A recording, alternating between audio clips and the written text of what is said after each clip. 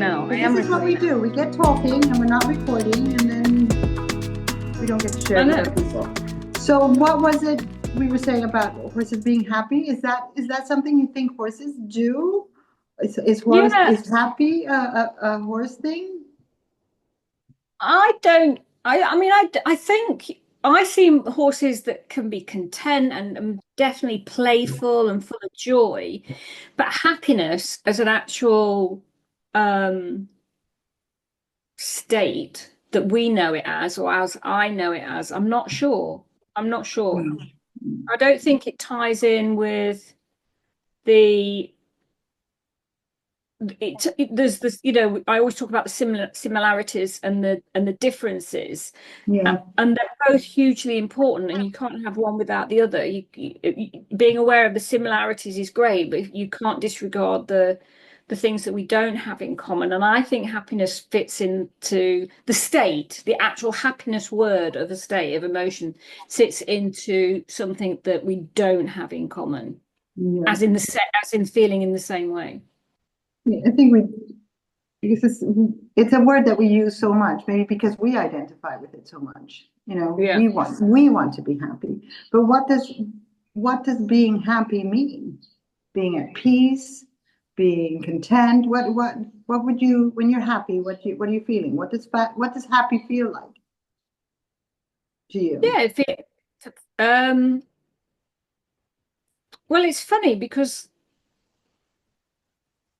I think maybe it's the same for horses. It's just that we experience it differently. Because I feel happy when, um, well, for all sorts of reasons. But I think perhaps the bottom line of happiness for me is when everything's working. So is that not a state of safety in a way? Like everything is, I don't know. Yeah. Yeah, I'm happy I mean, when, At the at the at the end of the day, as they say, it's semantics, isn't it? If we're using a yes, word that, but I just loved how what we were talking about was, is it happy or is it joy? Is it happy or is it safe? Is it happy or is it content? And yes, we could get really stuck on, oh, it's just a word. But the thing is, as humans, I think we identify with it. Oh, I'm so happy to see you. I'm so happy at work. I'm so happy to that. I'm so happy to hear from you. Like everything makes us so happy. But and my horse is so happy. But is your horse happy? Is your horse happy or is your horse? well, okay, so I don't think our horses can be happy as we apply it to human Mhm, beings. mhm. I think they are joyful, playful, Yes, content, safe. yes. But maybe, but is it wrong? Is it wrong for us to use the word happy? I think that's a slightly different conversation. It's almost as important, but it's different. There Yeah. is the physiological, biological, neurological, bloody bloodical bleh of all of it. And that's my thing. And I Yes. and I absolutely believe that the curiosity on the ins and outs and the nuances and all of that is really important. But I don't find it very useful when people confront human beings or confront guardians of horses when they are applying their human voice, because that's all they know, when the horse is obviously content and safe and joyful. So as if it's described as happy, is that a bad thing? No, no, I don't think so. I don't think so. If we're so maybe where the conversation would like to go is, if we are talking about what makes a horse happy, it's just realizing it's not like it's happy. Baseline for a horse, I think, to be happy is to be safe. So happy and safe would be a synonym. So it's like, well, your horse, yeah, you're calling it happy. I call it being safe, feeling safe. Exactly. and and Exactly. and that we realize that it's all those little things that we introduce or take out of their lives that make them feel unsafe, that makes them unhappy. I think that's the question then, really, is do people realize that for a horse to be happy, Mhm. which means safe, do they understand it's not just the physical safety, like, oh my God, they've got a paddock with lots of rails and they can't get eaten by a bear.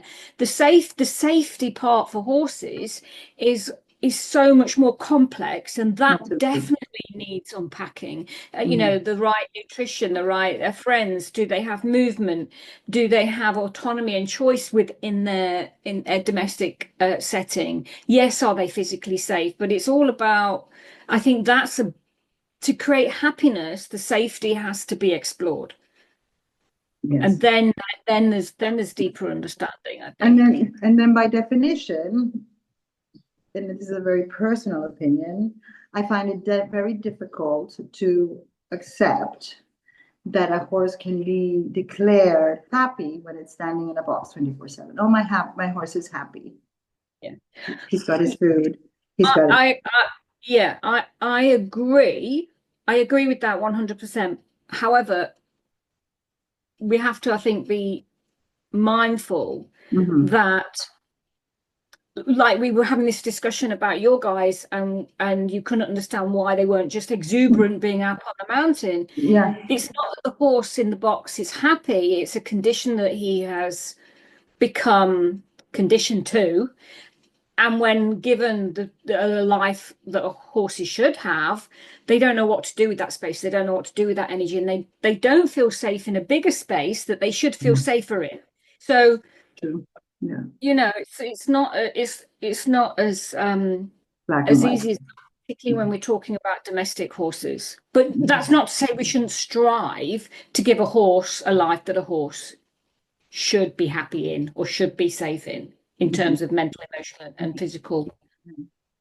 You know, those four, now that you bring them up, because that's what we talked about last week, yeah? Or the week before, one of these days, I can't remember when. You know, those four horses, so unhappy in a big space and, with no threats from my point of view. They should be feeling safe. What's your problem? I know, I know. Paradise. Stop complaining. And they were so visibly unhappy, and it was so contradictory, and it really opened my eyes to these kind of things. That there's also what we've conditioned them to. Yeah. And now they are in a small paddock, much smaller that I feel comfortable them being in. But it's well, we're in a process of integration. We have new horses arriving, and they feel and seem and act happier in that smaller paddock than in the small paddock. Mm-mm. I see them lying down more. The other day, I can see them from my terrace, so I looked out, and the four of them were lying down. There wasn't even one standing up keeping watch. Wow. The four of them, I mean, their horses riding the other side of the fence line, standing up, but the four of them were lying down. I see them grooming more. I see the old chap playing with the young ones. And I'm going, now don't tell me I have to keep you in this small space for you to be happy. And here I use I the word think, happy again. yeah, exactly. Mhm. Um, I think when we offer what we think is a better situation, particularly, I mean, I don't know about those horses, but say a horse that's lived in a stable 23/7, and they're out just for an hour with limited contact, and some horses don't even get contact when they're in turnout. Again, it's like, if you think about us and when we are, or if you think about COVID, when COVID finished, it was very difficult for people, some people, to suddenly have contact. We'd put our barriers up, and then all of a sudden, that sort of slight emotional agoraphobia, I put it down to, is that we're not agoraphobic. We can go outside, but we're emotionally and mentally closed down. And that takes time. And I think for horses, it's a case of time. They don't particularly, domestic horses in particular, don't um, don't manage change very well when it's quick. I think it's something that needs massaging. So, because it's really funny, because Champ is quite feral, obviously not Mhm. now, but he arrived with very little domestic um, notions, and he gets on with change much better than some of the domestic horses that I've had conversations with. Interesting. And Yeah, what would you put that down to? Just being more resilient, generally. more resilient, and more, I think, more connected to his ability to protect himself, to feel And safe. and back to the that. reticular activated system that you were talking to us about the other day? Yeah, That's more developed in Champ because he had the opportunity to use it properly when he was out there. Exactly. So his systems work like they should. So when he fears and when he gets anxious, or when he smells or when he sees all those that sensory input, he can handle it better. And not that they rationalize things, because they don't, but he can actually self-regulate. There's the word. Yeah. He can self-regulate himself. And I actually went through this with Parker. I think that about this strange. Yeah, the thing. Yeah, you told me. Yeah, so he's gone on this walk for many a time, but there's a new obstacle, and it took him a while to get used to this obstacle. And he can self-regulate very quickly, and I think that's because he is so young, so his mind is much more open. Where some of the domestic horses that I've dealt with just find it very difficult. And I think that's what takes the time. I mean, we've gone off on a tangent again. Yeah, and no, it's okay. I love it. We'll just change the title of the conversation. It took from is happy something horses do to how can we help our horses be able to self-regulate quicker? Because I was having exactly that conversation with somebody today after going for a hack with Fabuloso this morning. And I was telling her, I said, after 3 years, now I can hack on a loose rein. Well, what happened before was I didn't hack on a tat rein, but I had to get off when I felt I had to pick up the reins. I just get off. Yeah. And today the dogs came out of a bush somewhere, and where that in the past I would have been on the ground maybe, and I would have been on the ground anyway. But he'd just kind of explode. He kind of went, oh, it's a dog. Yeah. And that's where we want to take them, that they don't have these huge reactions. And this little conversation about Champ explains it to me, going back to having had the opportunity to feel all his feelings, like you say, in that system that you exposed to us. Have the opportunity to be a horse, That's the one thing that we, I think, tend to take away from them. We wrap them up in cotton wool and we worry about all sorts of things, and we forget that they've survived millennia just on sand and scrub and I want to say dirty water, but not dirty water, but it's moving water, so it is dirty, but because it's moving, it's oxygenate, all those things. And so as always, fascinating. Absolutely. So what's the conclusion on our happiness? Yeah, I was just going to say, so the conclusion is my conclusion is the more we can allow our horses to do horse things, the more they will be able to keep themselves self-regulated and happy, and that and for me, the learning curve is I can't just, this is what you need, here, have it. Because if I give all of it in one go, it just might be too much for them.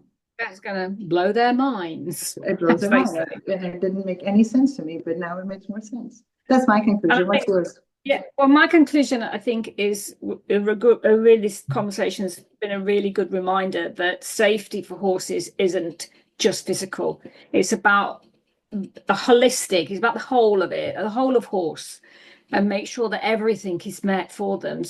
Because when you ask me what makes me feel happy, well, there's so many things as a whole. Then what makes horses feel safe? Well, there's so many things as a whole, and I think those two are comparable. I think that was a good reminder. Excellent. Yay!